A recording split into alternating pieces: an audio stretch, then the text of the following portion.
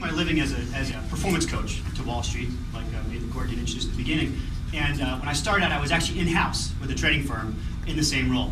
And I had access to all the numbers. They had 1,000 traders nationwide, which doesn't sound like a lot of traders, but when you look at the numbers back in 2000, that constituted about 20% of the trading population. That's remarkable. In any research study, you get nowhere near those numbers when you start to draw conclusions.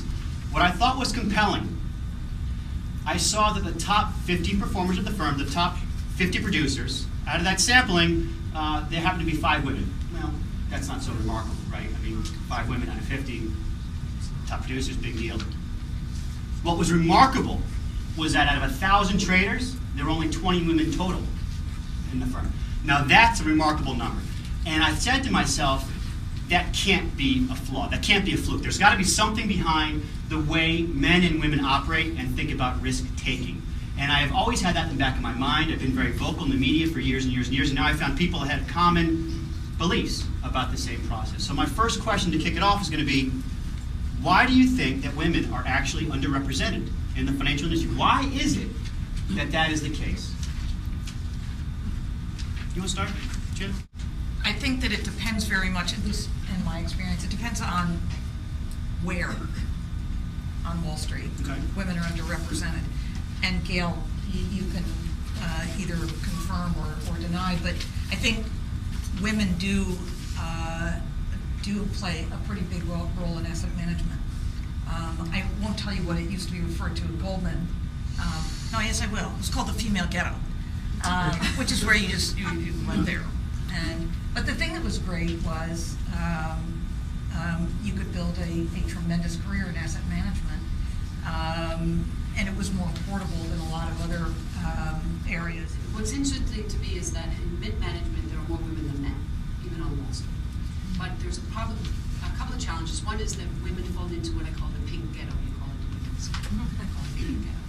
And that is they're not running things, right? And that is what men tend to measure leadership, right? Women who run things. So there's an added scrutiny. I'm going to ask Sheila to give commentary as a journalist, both as someone that was inside but now on the outside of the industry looking in. The concepts, when I hear women are less aggressive, and I hear this all the time. I have asked HR departments in banks. When I do global training for one of these major banks, I trained over 500 of their traders last year globally, over 500. There were less than 10 women in these programs. It was a mandatory part of the promotion process. Less than 10 women were in the program. And I had to ask HR, what's wrong with this? They said, well, our gender numbers are equal across. I said, but why is it underrepresented in this specific area? Why in trading? And the answers I got were, well, the assumption is women aren't as aggressive or that women aren't risk takers. That's risk-taking behavior. And actually, I can make the argument that as a coach, I am deconstructing the aggression, the over-risk-taking mentality. Success in this industry is much more about risk management. And women intuitively have a more comfortable element with self-awareness, self-disclosure, self-analysis, things that are critical to success in the industry. Sheila, journalist, Bloomberg. You've been inside, you're on the outside. It's just a completely male world. Women don't see women farther along the chain who are doing the things that they would like to do. And I think Wall Street really is going to have to completely change that if they want to make it more hospitable to women. That's why hearing this discussion about family and work-life balance and mentoring is a little frustrating, because I think that the whole structure of the business is predicated on this, frankly, kind of outdated 1960s Mad Men kind of atmosphere where the guys go off and they kill animals all day and the women are somewhere else out of view, and then they go home to their little family in Connecticut, and sort of the two are completely separate. And I just think that's a very outmoded way of doing things. And people agree when you ask them, but they don't want to change it. I speak to all these guys, these investment bankers or capital market or whatever, and they say, I hired the best women. I hired the best women, they come in my office 2 years later, they're quitting, and I have no idea why. Because they don't know what they don't know, right?